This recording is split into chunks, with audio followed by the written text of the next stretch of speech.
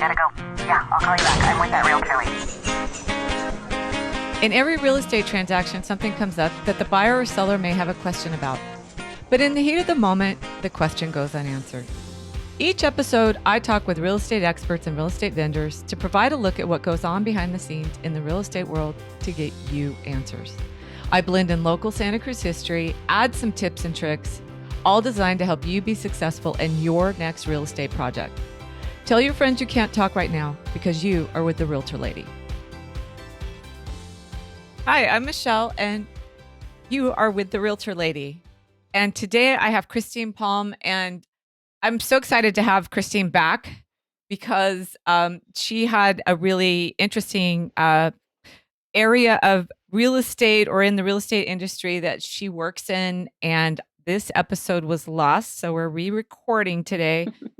And I'm excited. She had some great stories, and she had some different insights on real estate that I think that us as realtors don't always, we're just not aware of. So Christine Palm, welcome. Thank you. Thank you for having me. I'm honored to be interviewed by you and to share what type of work I do in real estate. And yeah. So tell me about your company and tell me how you got there, because you did before you gave me a whole idea of kind of how it all happened, and that was kind of interesting as well. Yeah, well, I started my actual company, Sidewalk Property Solutions, and this year. So, but I've been doing this full time for 3.5 years, and I did a couple deals even back in 2013. So I'm not a realtor, but I am what you call a wholesaler. And so what I do is I do a lot of marketing to find distressed property owners, and most of the time their houses need a lot of work. So today I went and was showing a house. I have it under contract, and so I'm going to assign my contract over to a buyer. So that means I'm not actually buying it, but I'm selling it to an investor who will fix it up to either rent out or to sell. And you sell it to them. Yeah, so I sell my contract. You assign the contract. I assign the contract, which is the same thing as selling it. I'm selling my contract, not the house. That's interesting. That's very interesting. And tell me, how did you learn how to do this? I know you told me, but let's start again. Yeah, so I remember anyways, I learned about it from Rich Dad Poor Dad. I went to one of their conferences and I learned about it probably back in 2008. And at that time, I was living in Hawaii, and whoever it was like, "Oh, Hawaii is not a good place to wholesale." Well, now that I know, I think any place is a good place to wholesale because there's always houses that need to be fixed up and really aren't the best for the MLS.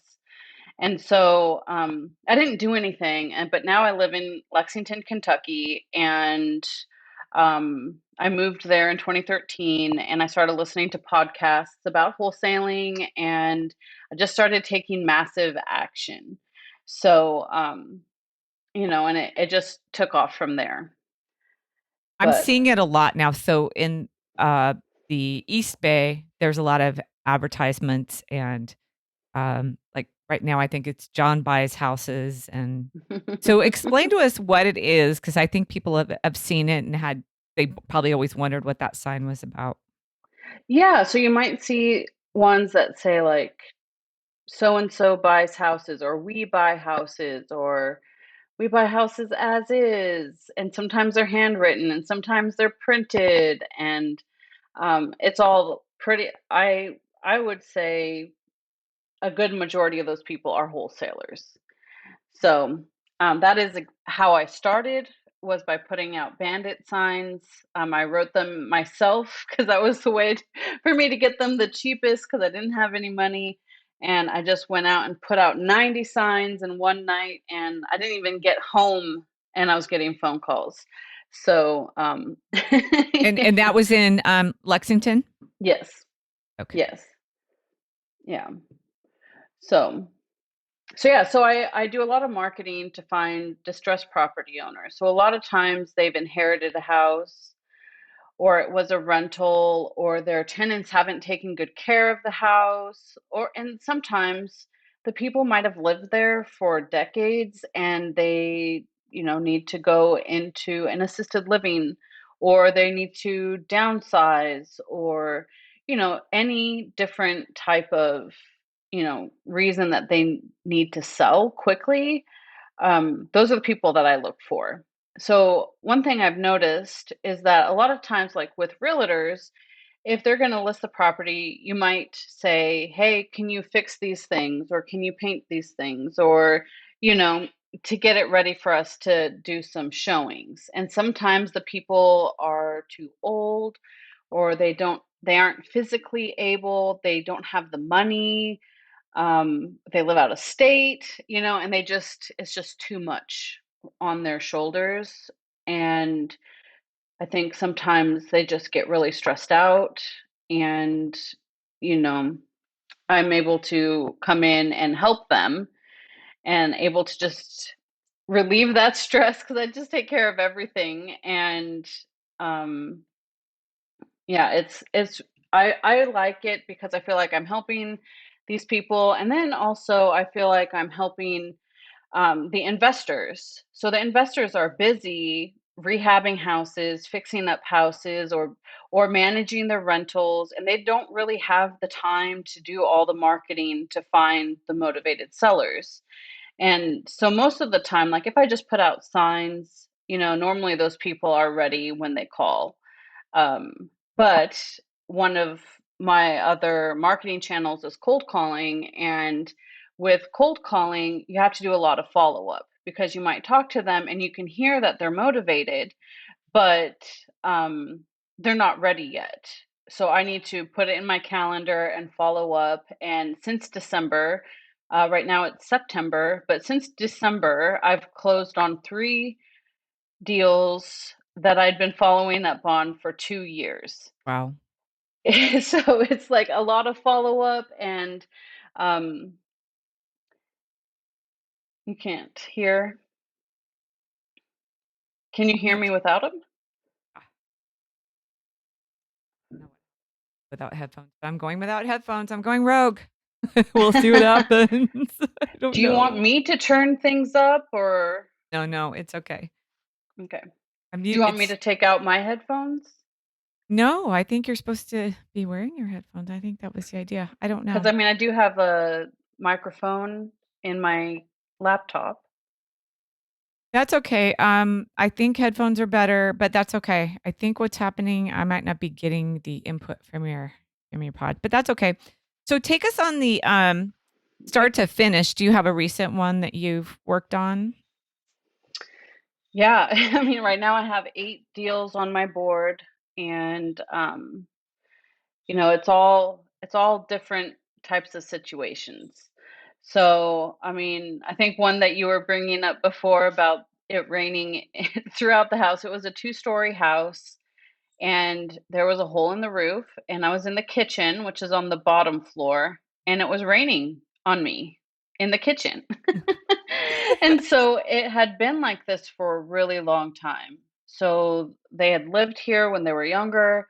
The mom got really old. She was, if she wasn't already in her 90s, she was really close to her 90s, and they had moved her into a different house.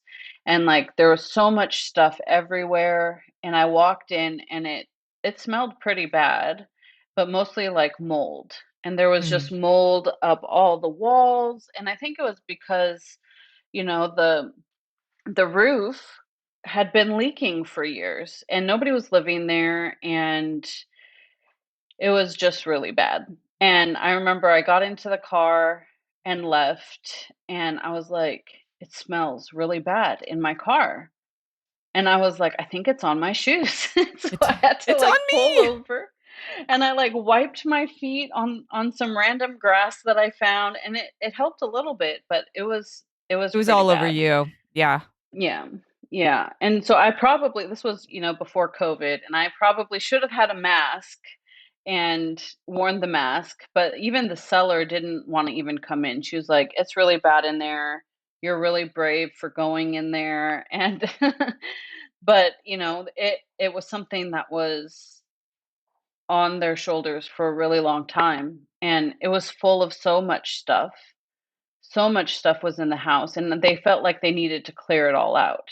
But they the people who, like the mom, besides the mom, like her kids were all working full-time jobs, and they just didn't have the time and resources to get it taken care of. And part of what I do is I tell them they don't have to worry about it. You can leave the junk, take what you want, leave the rest, and we'll dispose of it and fix up the house. And that, I think that right there relieves a lot of stress. So, and We've another thing, what? oh, Oh, go ahead, what's it? go ahead. No, no, go ahead. Well, I was going to say another thing is it also helps realtors. So I do sometimes feel a little resistance from some realtors because I think that I'm taking the houses from them. But really, I'm able to, assign it to an investor who's going to fix it up, and then they end up selling it on the MLS. And the work that they do on the house is amazing. And like one of my buyers like posted a link uh or like his realtor's link of a house that I had wholesaled to him, and I clicked on it and I had to put my email address or text number, my phone number in there, and because I wanted to look at the pictures, and it was just so beautiful after he had fixed it up. And then like the next week, I get a text from the realtor saying, "Hey, did you want to look at this house?" And I was like, "Oh, no, no." Like I wholesaled it to the seller, and she's like, "Oh yeah, sorry." But it's really fun because I know that we need inventory. Like realtors need inventory to list. We do. Buyers want to buy, like people want to buy the homes that they're going to live in.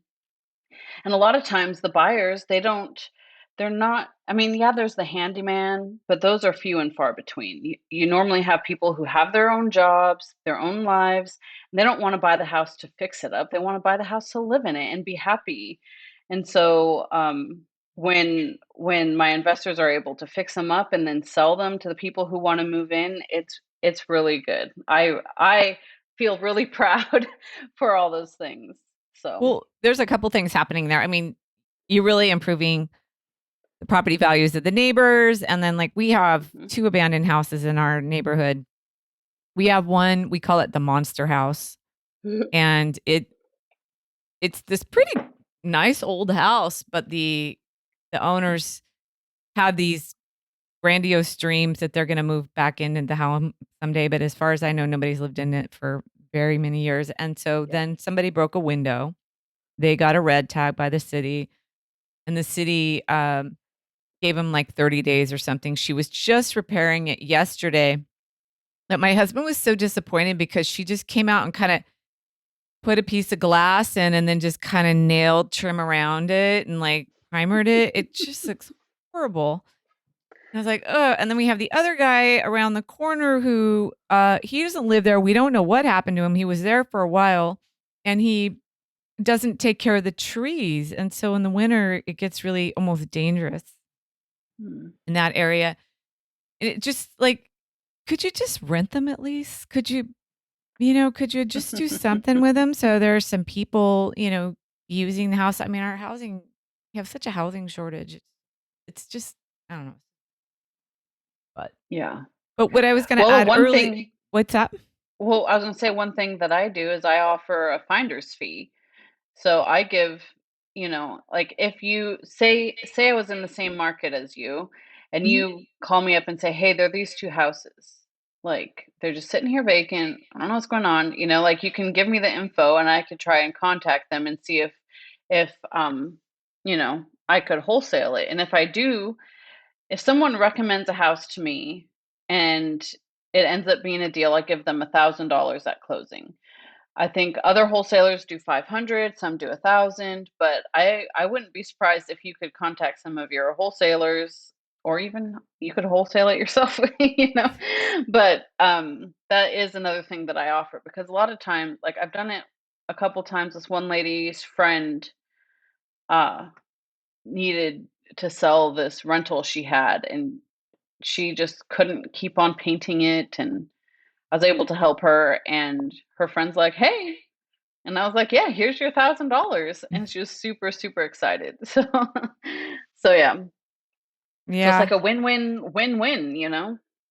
There are some houses here in Santa Cruz where people are just hanging on to them, which, Yeah. for whatever reason. But what I was going to mention earlier is that I was at a property. It's already listed within my company and it needs so much work. And my buyer said to me and the other agent, she said, "You know what I've noticed is realtors have to be general contractors now. Like we literally have to, we get a listing and part of it now is, well, will you bring in contractors? They pay them, of course, but we have to hire them and clean up and, stage and be there for the stage. I mean, like all this stuff that I I just really haven't done in the last, I mean, I'm going on my 17th year. So now in the last couple of years, I've just become this contractor doing all this Yeah. work. Yeah. And sometimes that's hard. Sometimes it's hard to find the people to do the work, you know, like Yes. it's rough, especially in this type of market where everybody is buying properties, everybody's rehabbing properties. It's hard to find somebody reliable to do the work. And so a lot of times, my investors, they have their own crew who's on salary. You know, they're like, I'm gonna give you work all year long, you know, and so that's one of the reasons why it's, good to sell to an investor who that's what they do is fix up the properties. So Have you ever had somebody come back and go, well, they made so much money after they resold it? Or have you had anybody go, "Hmm, maybe I shouldn't have wholesaled it. Maybe I should have." like me, like I should have No, just like not when wholesaled somebody it, or goes like the by the house sellers. that they sold to you and went, maybe I should have done that differently. Have you ever had anybody come back and go, maybe that didn't work? No, No? not really, not the sellers, because, you know, I think there's times like when I talk to them before they sell to me, where they say, I'm seeing all these houses selling for these high numbers in my neighborhood. And I'll be like, okay, well, let's look at it. And we could see the pictures, and there's like granite and beautiful paint and floor and updating everywhere. I'm Yeah. like, well, is your house in this condition? Like, does your house look like this? And and they're like, no. So I'm like, okay, well, how much is it going to cost you to get it to this point? How long is that going to take you? Like, do you need the money now, or are you able to fork out all this money and not get paid for another 6 months to a year? So a lot of times the people that I am able to help, the sellers, they don't have that time or the Right. money or the time. The time, the money, the energy, the resources to get it done, you know? So I think a lot of times it's like that. And sometimes like I think about it for myself, I'm like, "Oh, I just wholesaled this and they sold it for so much more." But I have to remind myself they had to put a lot of money into the house to get it to that shape. So, you know. So I want them to make money. I want to make money, and I want the seller to make money. I want us all to make money. So, and I want the realtor to at the end to make money. So, It all goes back into the community. mhm. The other thing I've noticed too is that this might sound terrible, but I've been able lately to get a fairly good run of contractors. And what I've kind of figured out is contractors have went, well, at least with a realtor, I'll get more work if I do well and we mesh and everything. Where Mhm. that if my client called them directly, they probably won't call back. But if I call them, I typically get a call back. Either I don't have any time or I can do it, such and such time. So now I've just been telling people, you're hiring a contractor, just tell them that your realtor referred them. And they'll get like 20% up in ranking, just for that alone, because they're trying to look across the board of their work and where the better work is, and working with realtors or probably investors is a better way to go than just working with the public. With a realtor, Yeah. you're going to get paid. That's, with an investor more than likely. Those are some things I've seen. Now, let me ask you, how are you advertising right now? You don't have to give up all your trade secrets, but are you still doing the handwritten signs? Well, to be honest, I have over 100 signs that are ready to be put out, but I haven't put them out. And I was just thinking today I should go do like a big run and just put out a whole bunch of signs soon. Because I like to put them out in the middle of the night because there's less traffic. And then that way I Yeah. can just pull over real quick, put it out, jump back in the car, and go on. Whereas if it's in the daytime, causing a lot of traffic. It's unsafe. But yeah, I send out mailers, I cold call, send out texts. Those are the main ways. Also, I have a website, www.sidewalkpropertysolutions.com. So that's where people can find me online. I do some PPC on there as well to make sure I'm at the top of the Google rankings if you want to sell your house fast here in Lexington. So those are my main marketing channels. This is just kind of off the side off. There are realtors that keep advertising how they're selling homes fast and for over asking, and it's like, everybody's doing that. That is not a special thing that you do. There are like 10 to 20 buyers for every house. You are not a gifted realtor. You didn't do anything else that I'm still seeing $1 million houses with pictures that the realtors took themselves. And I really do think that takes off a few bucks on the actual back end. But for the most part, there's no, there's some great realtors out there, but our skill, like I said, now is probably more in getting a home ready for sale and then actual negotiation. But once it's on the MLS or Zillow, it's pretty much sold. So there's no Yeah. gifted realtor out there. Yeah. Are there any trends you're seeing? Anything that you've seen shifted? We've talked in the spring. I think things were a little more closed down. Anything changed in your business model? You kind of went through COVID, which was probably interesting. Yeah. Yeah. I think a lot of sellers were wondering, especially 2020, wondering what was going to happen, what's going to happen with the market. And then also with the eviction moratorium. Oh, right. Is that what Yeah. it's called? Yeah. Right. So, you weren't allowed to evict someone for non-payment,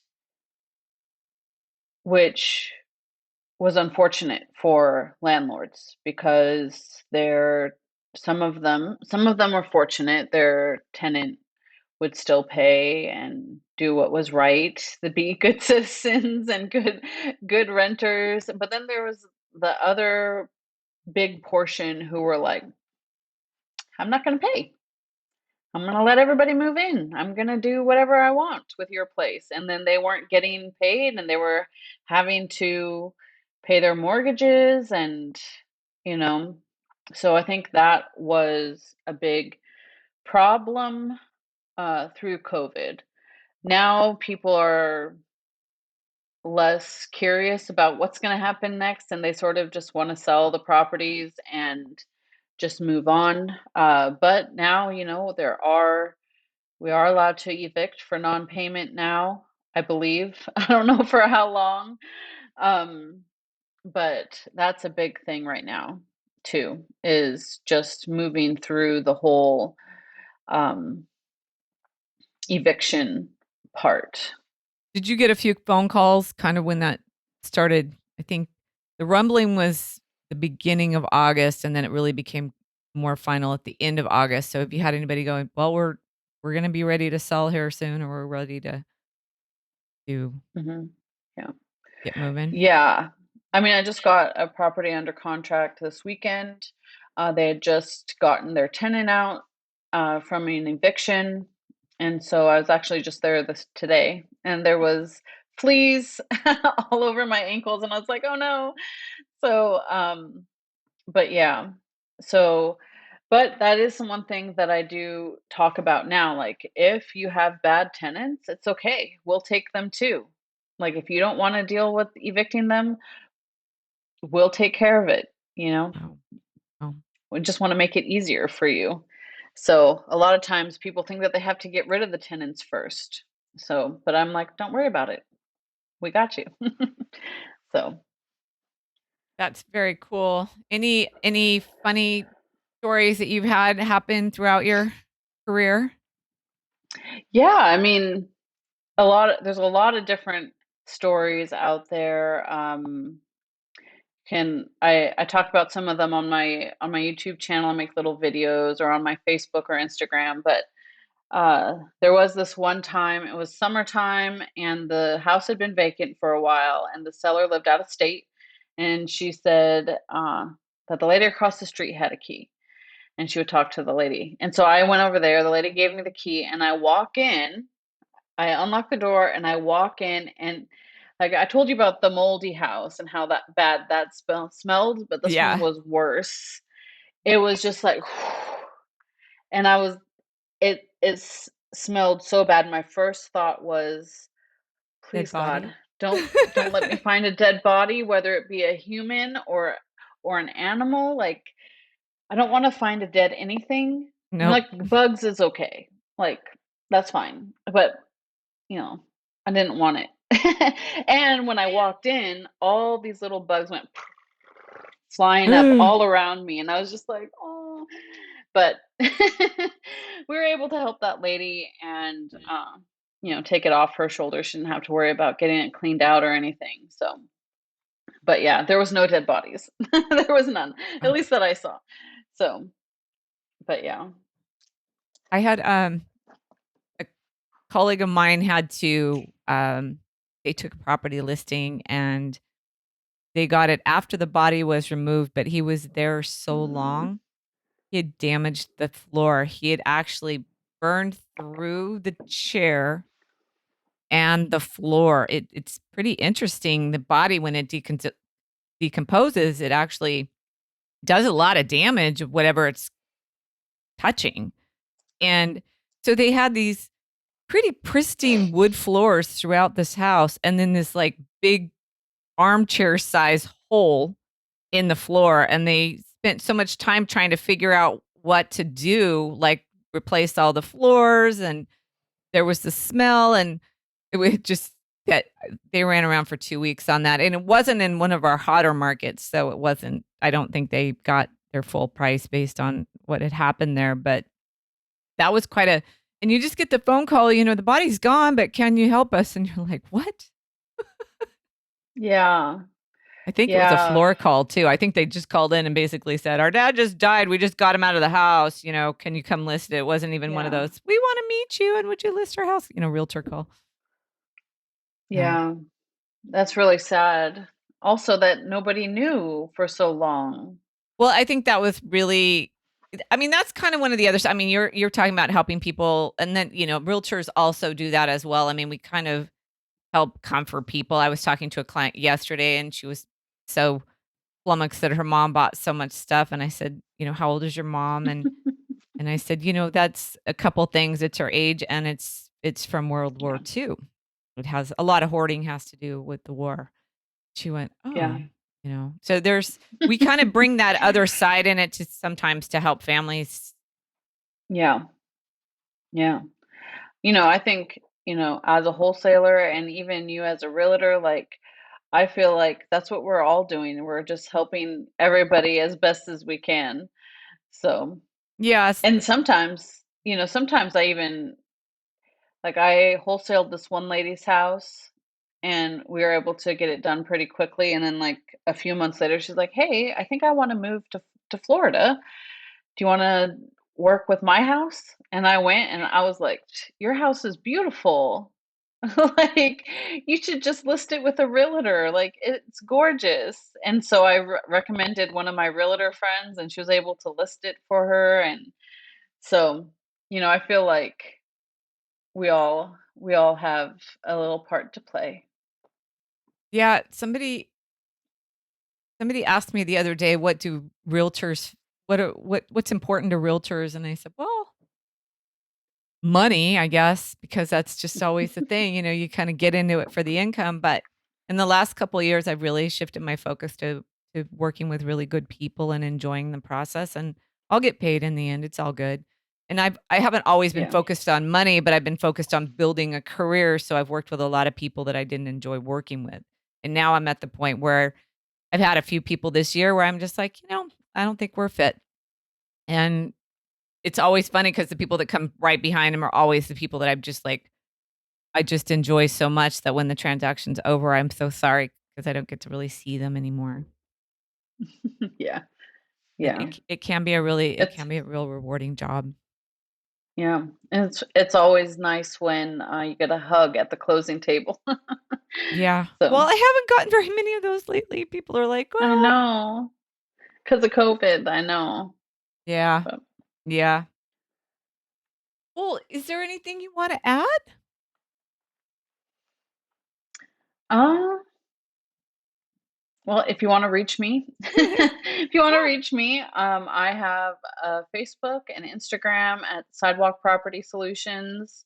Also, I have one for buyers. So if you want to be a cash buyer, um, or an investor and get real good deals, oasishousebuyers.com. I also have a Facebook and Instagram for that as well. Um, and yeah, Wow. Well, I have my email address is Christine at sidewalkpropertysolutions.com. I have that. Yep, that's where we were corresponding through. And you are in Lexington, Kentucky. I am in Lexington, Kentucky. Yes, I actually searched this morning. Our median home price is just under $250,000, which is probably like the shacks where you live. Not even the shacks. There's a couple up in the mountains, but we're at about a 125 as a median now. We just Wow. jumped up. We started the year, I think, at about 995. Wow. And the Yeah. buyers that were winning and still win are the ones that don't look at the listing price, but just look at where things are going. It's the only way to Hmm. win. And Yeah. it's brutal. Somebody asked me the other day how it is, and I just looked down and I was like, man, it is brutal. You have to have faith that the value is going to be there, which I think it will be because the demand is so strong. But it's hard when the prices go up so dramatically. Yeah. I kind of complain a little bit, but it doesn't do any good. There's been some realtors in town where I've called them. I'm like, why did you price that house so low? And they're like, well, that's where it should be. Well, that's not where it's going to stay. So that's silly. Yeah. And you So have, you think that they should have listed it for higher, you mean? yeah, I mean, there's a couple throughout this year where they've listed them so low they've gotten anywhere between 16 and 23 offers. And I just think that, both realtors, I did call them and I said, hey, what is going on? Why did you do that? And they just said, well, one of them said that's where they thought the price should be. And the other one said, I wasn't really sure. So this was the price I listed it at. And that particular house just set the buyer's world on fire. And I was pretty thankful I didn't have buyers for one of them, but it's hard, to tell them, yeah, the agent just told me they have 22 other offers, and you don't want to kill. I always feel sometimes like I'm a dream killer. But I was going Yeah. to mention before we jumped up. So you have realtors that you refer to because you probably get all kinds of calls, not just calls like, Yeah. And I call a lot of people too. Like, I call and text a lot of people. So, um I have different types of realtors. Like, I have a commercial property realtor mm, who does strip malls and gas stations and apartments. And then I have friends who, you know, do single family. And then I have realtors who are, uh, they mostly help sending they normally send properties or sell properties to investors, or they list properties from investors. So there's so many different ones and different kinds. And so I personally think it's really important to have a good network and being able to talk with different types of people and different anyways, have different Facets of the industry that they yeah. work in. Exactly. The reason for Hmm. our chat today is just there's so many different people. I know Yeah. And it's good when to have a good network. yeah, when you see realtors, sometimes people like, people will call us from LA thinking that we rent properties. It's like, well, realtors in this area Mm, typically do not work in property management. But there are a few are yeah. that do. I don't know actually who they are. I don't even know, Yeah. but there are different. Yeah, we all have kind of different that we work in. Well, Yeah. I thank you so much for coming on. I really, really appreciate you coming back because I think this is interesting, especially since it's growing in our area. So people that are curious about this will be a good one.